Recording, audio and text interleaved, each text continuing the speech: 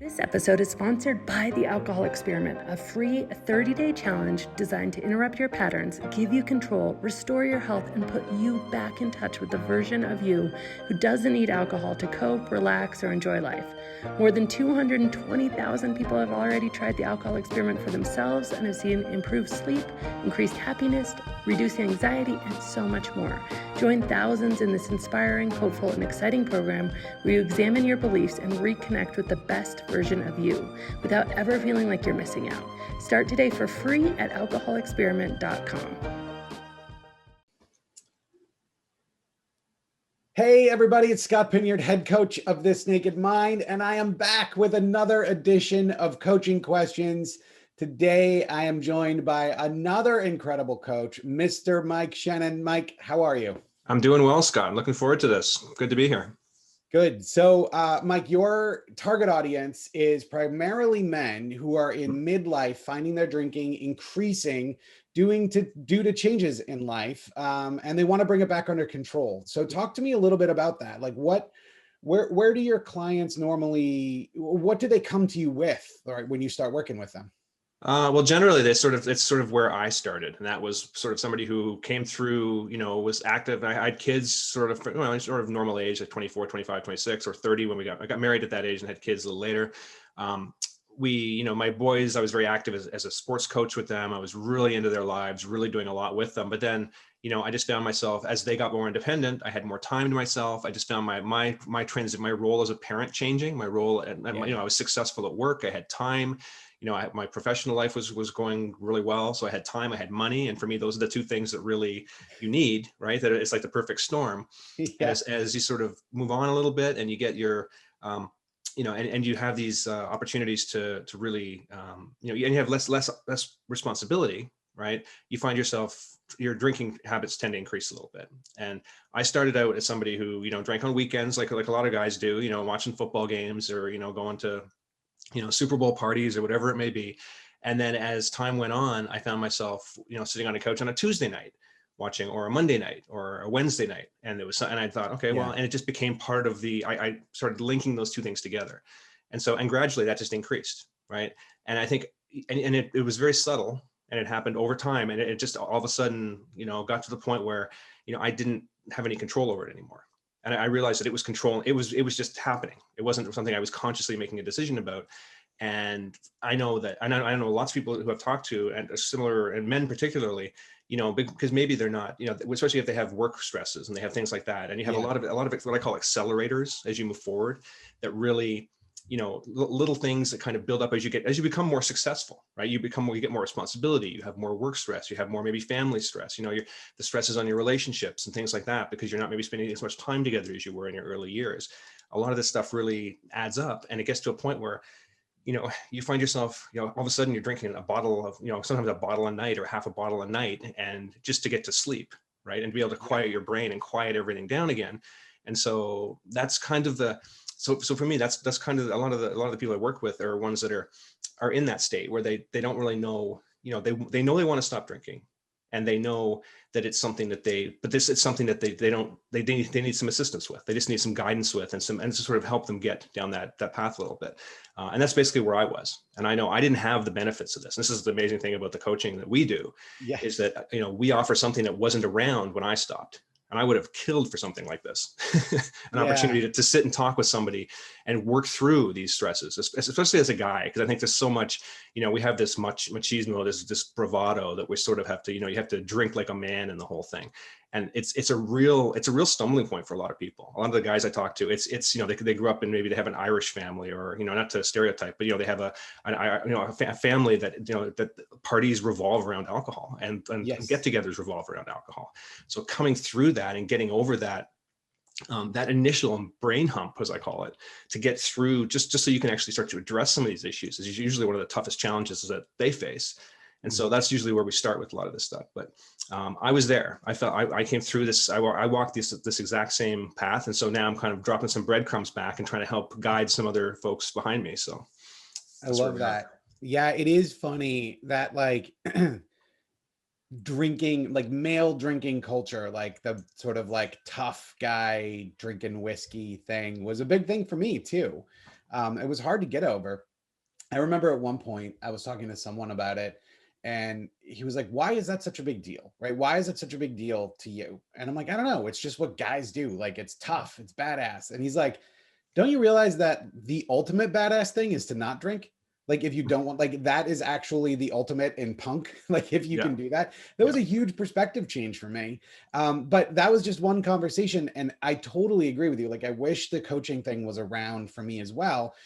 One of the things that I like to say about coaching is that, we can't solve your problem for you, but we can really shorten the amount of time it takes you to Right. solve it. Right. Yeah. That's what I like about coaching. And I think particularly with guys, talking about these things sometimes isn't the most, they're not the most open with, like I notice this all the time when I coach men versus women. Men take a little bit longer to kind of get to the stuff that's actually bothering them. And I think in a lot of cases, being able to connect with someone who understands these, what did you call them? It's pressures, Accelerators accelerators. Yeah. Being with someone who can understand those accelerators just it helps so much. Yeah. So where, do you work with guys all over the world? Is there a particular like area you work in? Like, how do you do it? No, I mean, well, basically, it's a lot of the coaching. Obviously, these days is all virtual, and then most of the Yeah. coaching we do is virtual. So there's no real limitation on where. I mean, the majority of the men that I coach just out of because geographically are North America, like just around, but all across North America, and it's really there's a common thread there amongst there's a fear factor coming into it, and I think that's the big thing, and it's that stepping out and being being willing to show weakness. Being willing to show, because they don't want, and getting, as you say, punching through that at the initial stage. I mean, generally speaking, if they're sitting in front of a coach and talking to a coach, they know that there's something going on. When you get to that stage, you're not just sort of feeling things out. You're not going through.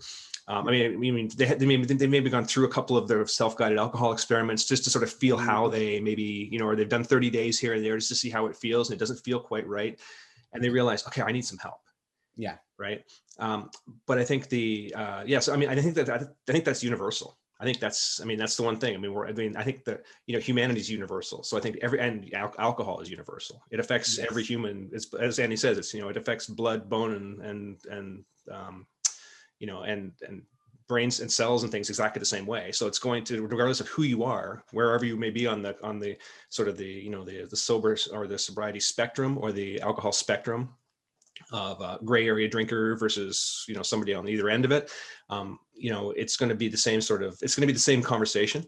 Yes, except it's just a question of where on that path, as we call it, where on that are you that you need the guidance the most. So no, I find that to be so true. And one last thing I just want to talk about a little bit that you brought up, which I see a lot of across our programs, is this idea of changing responsibility as time goes on, whether it's going up or down, right? Whether it's more responsibility and more stress, or whether it's less responsibility, less stress, more time, right? I see that sort of inflection point in a lot of people's lives as being a place where things can really accelerate. Again, whether it's like higher stress or whether it's less responsibility, both of those things, interestingly enough, are a jumping off point, I think, for a lot of people.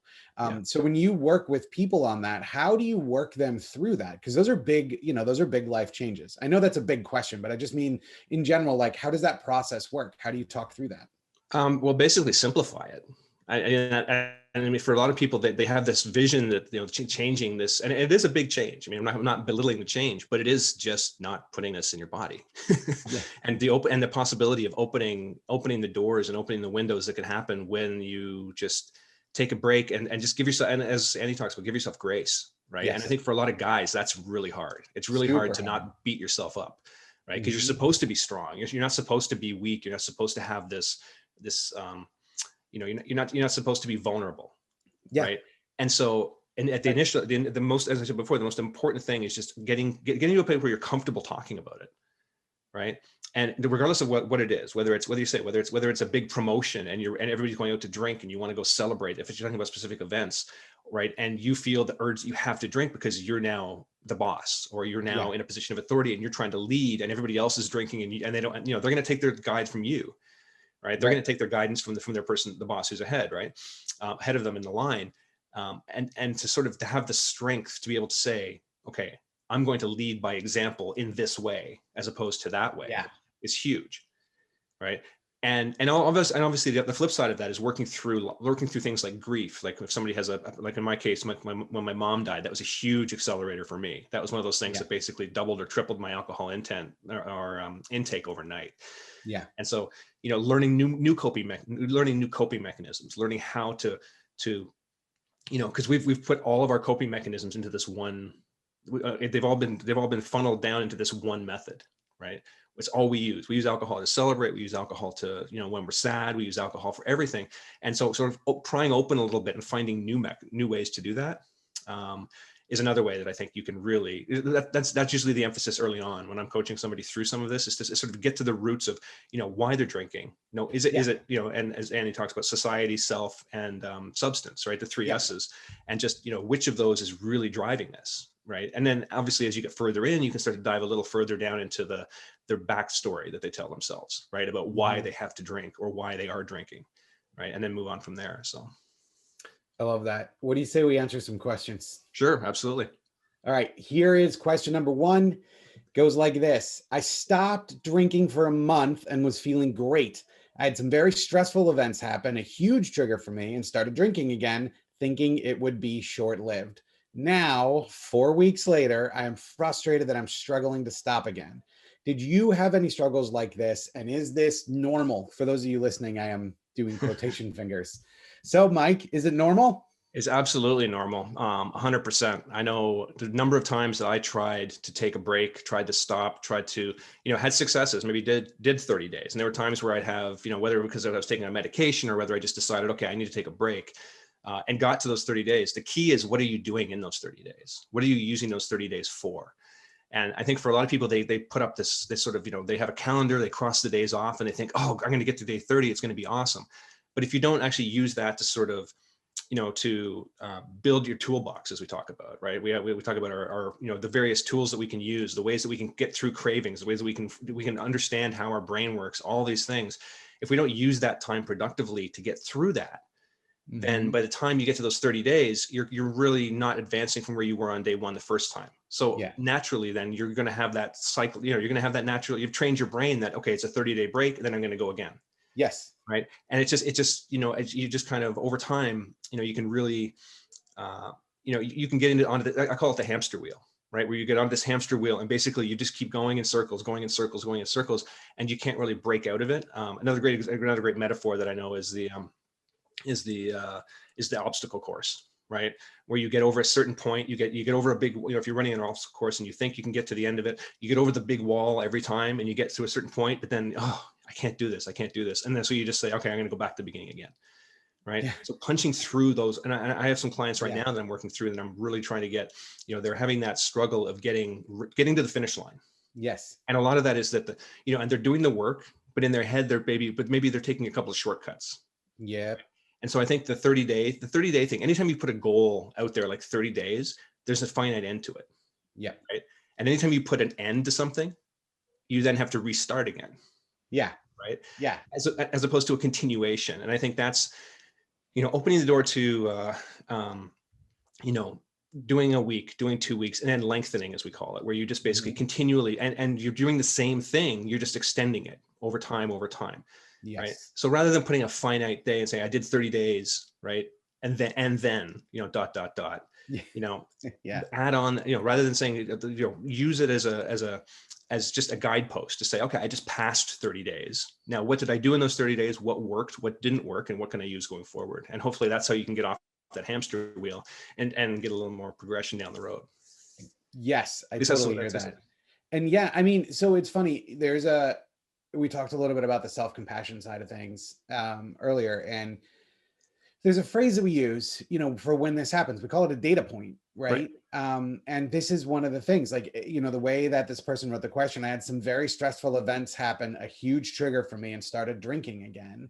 Just pulling that section out of the question, that happens, right? It's not, and when I say that happens, I don't mean like, it's okay, do it whenever you want to do it, right? We're obviously here because we're trying to change our relationship with alcohol. Yeah. However, I think a lot of people forget how entrenched some of these behavior patterns are, some of these reactions we have. And I mean the word react as opposed to response, right? Like we have something happen, we immediately react. And sometimes when we're in this process of changing our relationship with alcohol, that reaction is grabbing alcohol. Now, at that time, right, at that moment, and this is what I'm hearing from this question, like we have a choice to say, okay, let me take a step back here. What happened? Let me work through what that trigger was. Why, in this case, is stress so hard for me to deal with? What other things can I do? All from a place of curiosity, all from a place of compassion with yourself. Because I think we forget the idea that like no one got to where they are with alcohol overnight, right? It's not like you had your first drink and then the next day you couldn't stop drinking. That's not the way this goes, right? What happens for us over time is we live our lives with alcohol. We start using our lives, like you said, we start using alcohol to answer any emotional thing that comes up. But this is a pattern that takes a long time.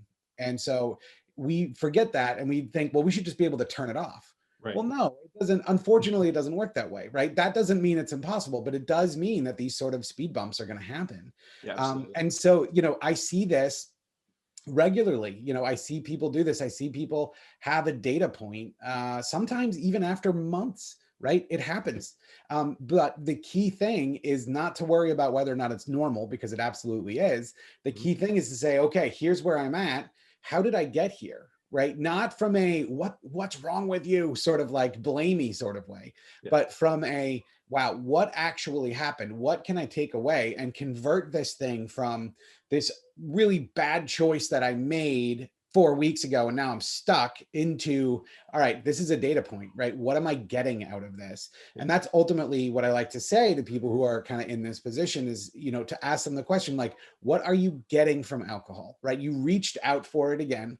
What was it that you wanted in that time? Sounds like it's stress relief here. And are you still getting that now? Right. And that conversation tends to be pretty fruitful. Yeah, and I think the self-compassion side of it is a big component of that too, and the ability to sort of say, it's okay, Yes. right? And I think for a lot of times, especially when you have you have a huge goal. Like if your goal is to completely abstain from alcohol long term, right? Anything that gets in the way of that there's two possible outcomes, as you mentioned, right? Yeah. From that data points can be positive or negative, right? I like to tell my clients that, if somebody just sat down with me and then never drank again, we'd have nothing to talk about week to week, right? The data points are where you learn. The data points are where you actually that's where the magic comes from. That's where you're able to sit back and say, okay, what happened? Where was I? Who was I with? What was the circumstance around that data point? How can I go about, is it something that's going to happen again? If it's not, I'm less concerned about it. But if it's something that happens regularly, right? In the event of something like a tragic event, or like you're talking, like it was mentioned in the question, if it's something that happened once and it isn't likely to happen again, like a death in the family or something like that, you can put it into your memory bank as to how you might deal with it again. But the odds of it, you're not going to have to deal with the exact same situation again, right? Yeah. The situations that I'm more concerned about, and the ones I like to coach around, are the ones where, you're meeting your brother for, after work one day, or you're meeting your buddy for traditionally, you get together with a friend over the holidays every year, and you get together and it's going to come, and right, to work through that, right? And to be able to sort of have compassion to say, okay, if I fail, and I hate the word failure, because I don't believe it's failure. I believe it more as to be, as a sidebar, kind of positively negative, right? Yeah. You're kind of, you've had this moment where, something didn't go as you expected. But as a scientist, I'm a scientist by trade, we actually long for those negative results, because the negative results are ones that you can go, okay, that didn't work the way I expected. So what can I learn from it? Yes. As opposed to running an experiment that you have a hypothesis, it runs exactly as you expect. It's like, oh, okay, now what, right? And maybe maybe you can go on from there, but generally it's the ones that give you that kind of where your head scratch, you're like, why didn't that work the way I thought it did? That's where the magic comes from. And that's where you can really build on. And that's where growth comes from. I love that. That's a great answer. Also, I really like the idea of data points being positive and negative. I think a lot of times we use this as a way to say, oh, well, this thing happened, but I'm going to take it as a lesson learned, as opposed to I'm weak, right? Or this isn't going to work. But data points do happen in the other direction. I've told this story many times, but I remember talking to a very similar thing happened to me, but talking to someone who, here, I live in Maine. We sell beer, wine, and hard alcohol in the liquor store. Like there is no separate package store or anything like that here. And so for people who are dealing with this in Maine, like, I mean, it's at the grocery store, man. It's Right. not like separated. And so for a lot of us, it was like every time you went to the grocery store, you picked up a bottle of wine. Then maybe you start making excuses to go to the grocery store so that you can get a bottle of wine. And so I was talking to a lady and she was telling me about how she went to the grocery store. It was after work. You know, she went and got all the stuff she needed to get. She went through the cashier, she went to her car, and it was then that she realized she didn't even look down the wine aisle. Right. Right. That's an example of a positive data point. That is going, Absolutely. holy Yeah. cow, I just crossed this hurdle, or what I thought was a hurdle. And it barely changed my course. Right. Yeah, and we're the same up here in Ontario. You know, we have everything except hard alcohol in our grocery stores. So we have beer and wine, and I'm sure that there's people that go in and they're going in to pick up bread and milk, and they'll pick up a bottle of wine when they're there too. Absolutely. And it's right in your face. It's usually right, you know, in a section right by the in our case, it's right by the produce section, which is kind of, you know, because everybody's going to be buying produce, and it's right there. Yes. But, yeah, and I think, and fortunately for me, that only really started after I stopped drinking. We had beer, but we didn't really have wine in the grocery stores. So we had beer and things, but that was about it. So this has been gradually rolled out, and I'm sure hard alcohol is next. I'm sure that'll be the next thing to come out, because it's just, you know, because of the money aspect of it, right? Absolutely. And so I think but yeah, no, that whole ability to walk into, you know, an environment like that and not be triggered and not have a cue, right, and be able to just, you know, walk out and realize it after the fact. That's magical. Like, to me, that's one of those moments you go like, holy cow, what just happened? Yes. Right. So that's awesome. I love stories like that. Cool. Let's go on to question number 2. It is this. Just a small question about alcohol-free beer and anything else. Most alcohol-free drinks seem to have 0.something% alcohol as the alcohol has been extracted. I recognize that a 0.05% drink probably does not have the same impact as a 5% beer. You'd need to drink over 100 bottles to get the same amount of alcohol. But if the amount of alcohol is 0.5%, would that amount of alcohol content affect the delicate balance of chemistry in our brains? So I just want to frame this for a second. I brought this up because I get this question so often, particularly around alcohol-free beer, particularly from guys. Right. And yeah, so I'll let you answer. I have a lot to say about it, but you can go first. Sure. No, I love this question too, because it's also, like I said, I'm also, I also get this question a lot too. And personally, I remember when I first stopped drinking. I'll be perfectly honest. When I first stopped drinking, I was a beer drinker, right? So for me, I had this old adage, you know, I didn't understand what the point of alcohol-free beer was when I was drinking. So why should I now? Right. But having said that, I've now come almost a complete 180 on it, in the sense that, you know, some people, I mean, sometimes it's the taste. Sometimes it's just having a cold something in your hand while you're barbecuing, right? Yeah. Sometimes it's just, it depends. To me, it comes down 100% to why you're drinking it. Like, why are you reaching for that alcohol-free beer as opposed to a carbonated water, as opposed to a water and lime, or water and lemon, or whatever it is? If you're doing it because, you know, in your mind, it's close to what you had before, then it's, and you're sort of, and if there's any sense of longing while you're drinking that, thinking, oh, I wish this had more alcohol in it, then that's kind of a red flag for me. Right. However, if it's just something to get you through the night, if you find yourself just if you're sitting on the couch watching a football game, you know, and you're, you know, and traditionally you've always had something in your hand, right? Whether it's alcohol free or not, it really doesn't, you know, it's not going to impact, you know, alcohol free. If it gets you through that night, by all means. Yeah. And the 0.5 thing, I mean, kombucha is 0.5 as well. I know a lot of people drink kombucha for at least a lot of they are as well. Once again, I think if you get too hung up on the percentage, as you said, you're going to have to drink a hell of a lot of that stuff in order to have any physiological impact. Yeah. But the psychological impact, I think, is the bigger question, right? It's that, what are you drinking it for? Yes. Right. And if you feel in your mind, if you feel that there's a danger to it getting you like back on the slope again, then I'd avoid it, especially early on. Yeah. Right. I love an alcohol-free beer now. Like, I'll go, you know, if I'm even sometimes, even like if I'm sitting on the couch now, I'll just decide, you know, I keep some Budweiser 0.0 and some Heineken 0.0 in the fridge. I love those. They're great beer. They've really put in an effort to make it taste like it tastes good to Yeah. beer drinkers, people who have that taste. It doesn't mean I'm going to go out and buy, 9% craft beer tomorrow. Right. Yeah. So I think it depends. It comes down to why you're drinking it. I think physiological, it's not going to have an impact, but the psychological is something you really have to watch for. Totally. And I think whether or not well, let me answer the physiological part, and then I'll talk about the psychological part. So the physiological part, 100%, like it's going to take a lot to actually affect you. However, the one thing that I do recommend people do, because I've talked to people before who have like, maybe they would normally have 1 or 2 beers and they find themselves like thrown back 10, Right. like 0.5% beers, right? Like, so there's an element of this where you need to be honest with yourself. But the fact is, once you get to a place where you're alcohol free and you've been living that way for a while, that's going to become very easy. I think where it's really difficult is in those very early days, right? In those like day 1 or day 2, and what I have seen happen in the past, and this doesn't happen all the time by any means, is people will drink a lot of that because they're kind of longing for that idea, like you said, like, oh, maybe this will help with something, but it's okay because it's NA. Right. So that is something to watch out for. But again, it's fairly rare, and it's all based on how you feel. It's not something that necessarily sneaks up on you. You'll notice the thoughts, you'll notice the emotions, and it's something you can work on. On the psychological side, I see this shifting for a lot of people. I know it did for me too. When I first quit drinking, I was really kind of struggling with like, what do I do when I get home? Right. Because that was always my routine, was like, come home, put down my bag, take off my shoes, give everyone a hug, and pour a drink. I was the same, except sometimes it went the hug and the drink were flipped around. I was being kind to myself, but yes, yes.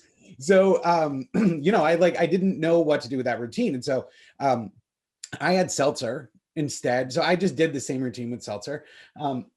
But then one day I was at the market and I saw like some of this like really super fancy root beer. And root beer has never really been a thing for me, but I'm like, you know what? This is good. I don't know, it was like a month in or so. It's like, I'm going to try this. Right. So anyway, I come home, do my thing. I open the root beer. Now the root beer is in brown bottles. And I had a very specific way that I used to hold a beer bottle. So I do my routine and I'm like, oh yeah, look, I got this root beer instead. And I open it up and I'm standing there in the kitchen and I'm talking to my wife and I am just racked with anxiety. And I have no idea why. Like, I was in a good mood when I came through the door. And I looked down at my hand and I realized, oh, I am holding this in the same way that I used to hold a beer bottle. Right. And I poured it into a glass and then I was fine. Like, I felt it subside. And so I'm telling this story to say that there are definitely elements of memory. There are definitely elements of, our experience. For me, it happened to be that certain way of holding that root beer. But it's also true with the taste of beer. And I know for me personally, early on, I didn't have alcohol-free beer because of that reason. Like, I felt like, not that like I felt like I wasn't going to be able to control myself, but it's like, I'm trying to move away from this stuff. I don't know if it's something I want to have. Now, fast forward like 3 years, right? I don't really have any alcohol-free anything. And then one day, this was last summer, I was grilling on my deck and I was like, I've heard of this Heineken 0.0 thing and it was great. Right. And like, I was able to experience that. It was a completely different experience. And there have been a proliferation of alcohol-free breweries popping up, right? Like, Athletic Brewing is one of my favorites, but there's a ton of them now. Partake's one of my favorite ones. I don't know if you've heard of that. I haven't. Where are they? I think they're based in Calgary, out in Canada, or based in Canada, but I've seen advertising for them in the US. So obviously they import it. Partake. I will check that out. Yeah. But yeah, so like there's a whole world of that available. And now it's something that I explore. I actually recently bought a bottle of alcohol-free whiskey. Which I know is weird. It doesn't really taste that much like whiskey, but it's more of like for making like mocktails and stuff. And so the world of that stuff is out there. But the question always boils down to, on both the physiological and the psychological side, how does it make you feel? Right? I think that's the key thing. And I know a lot of times people want these hardline rules, right? They want me to say, nope, you can't have that, but that's not what we do. We don't like rules. No. So the idea of like, does it make you feel better or not? My dad quit drinking. He's been 15 years sober. And he had alcohol-free beer the whole time, right? He from day one he would have it like when we were having pizza, or like when we were having burger, you know. And he does not drink it every day, and it hasn't become it was not an issue for him, but it's just different for everybody. Yeah, no, and I think that's the thing. I think everybody has to sort of find what they're comfortable with, right? And I think, you know, there's, as you said, there's no hard fast rules, and that's what I love so much about this program versus other programs that have, you know, thou shalt not, you know, type rules associated with them, or you should not do this, or you should not do that. Everybody's going to be different. Like I said, I've converted, like just like you mentioned. You know, I went from, you know, early on in my first year, I would never have even thought to touch an alcohol-free beer. Right. And I actually frowned on people who, you know, deep down, I was kind of judgmental of people who said, oh yeah, you're just, you know, hanging on to something. You're going to be back on the, you know, you're going to be back drinking the real stuff before you know it. But now that I've come as far down as I have, I'm almost coming up on 3 years now, I can really appreciate the fact that, yeah, it's, you know, if it's something that gives you joy and gives you happiness in the moment, right. And is not physiologically impacting you. As you mentioned, it's that psychological, that I love that example with the beer bottle. I assume it was something like Dad's root beer or something like that. The ones that has like the beer bottles. It was Virgil's. Yeah. Yeah. And they all have the same sort of bottles. And I could totally see that. That would be a trigger for me too. Cause there's this, you know, there's just a certain shape that of beer bottle. Right. Yeah. Whereas cans can be ubiquitous. You can be drinking a can of Coke. You could be drinking a can of, you know, Budweiser. It's the same can. Right. So it's just that feeling of that cold can in your hand while you're barbecuing. Yeah, no, like I said, I said basically everybody has their own, can develop their own opinions and their own thoughts on it, and you know, do what's comfortable for you. If it doesn't feel comfortable, don't do it. I love that. That's like life advice. Pretty much, yeah. Awesome. All right, so we are almost out of time, which means, Mike, I get to ask you your curveball question. I saved this one for you when I first read it. So here it is. You are going to make a playlist for the rest that you're going to listen to for the rest of your life, and you can only have 5 songs. What are those songs, Mike? I know you're a big music fan. I see that on Facebook. 5 songs, eh? This is going to be pretty obscure, I know, for a lot of people, because there's a lot of coming from being a Canadian and who listens to a lot of British bands, but 5 songs. I can probably tell you which bands they'd be from. That works. Which particular songs. I definitely have something on there from my musical idol, Johnny Marr, who I mentioned I had a chance to meet one opportunity. He's also, actually all 5 of these are going to come from people who are non-alcoholic, who don't drink. Just as a sidebar, because my musical tastes have totally migrated into that. But Johnny Marr used to play with the Smiths. I had a chance to meet him before a show in Toronto here, and he himself doesn't drink anymore, and he's just one of the most down-to-earth people I ever met. There would be something on there from a band called the Headstones, which is a band from Kingston, Ontario, Canada. Hugh Dillon used to be on a show called Flashpoint in the state, which is where most Americans would probably be familiar with him. There's Ed Lane on Flashpoint. He was really heavily into drugs and alcohol, and came through that, survived that. There'd be, actually maybe not all are alcohol free, but there'd definitely be a song on there from the band the Tragically Hip, which is a Canadian band that Gord Downey was the lead singer of them. He passed away from cancer a few years ago, and I know that was that was another trigger for me, because he actually passed away about 3 weeks after my mom passed away. So being one of my favorite bands, when the lead singer of my favorite band dies 3 weeks after was diagnosed 3 weeks after my mom died with brain cancer. So there's 3 bands. What else have I got here? I'm just trying to think through my Spotify playlist and see what else I've got in there. There'll probably be something from let me see. Oh, you really put me on the spot on this one, because there's that's why I like so much good music out there. There's so many good bands out there. There'll probably be something from, you know, a band like U2, you know, Where the Streets Have No Name, or, you know, something like that. And lastly, I'm going to go off the thing a little bit here, and I'll say it's probably something from New Order, which is a band from the 80s. People are probably familiar with, if you're age the same as me. Peter Hook, who's the bass player for New Order, is also another person who had big time addiction issues in his past, and then came through them and is now alcohol free as well. So he's another one of my one of my guiding lights, one of my inspirations musically. So there's a little, like I said, a little eclectic mix of music there for you. You came through, and I knew you would. Like I said, I saved this one for you. That's awesome. Thank you, Mike. And thank you for hanging out with me for half an hour. If people want to find out more about you, what's your website, Mike? Where can they find you? My coaching website is www.trailblazerlifecoaching.com. It's also on Facebook as trailblazerlifecoaching.com.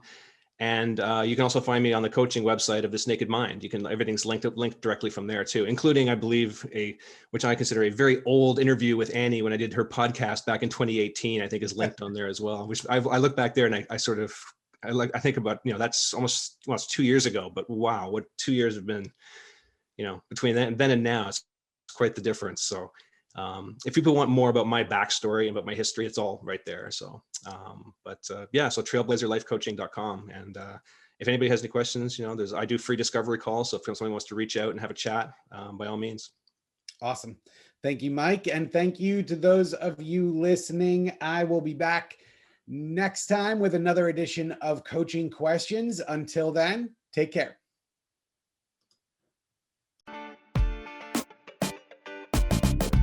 Did you miss This Naked Mind Live? Do you maybe have a little bit of FOMO? But don't worry, I've got you covered.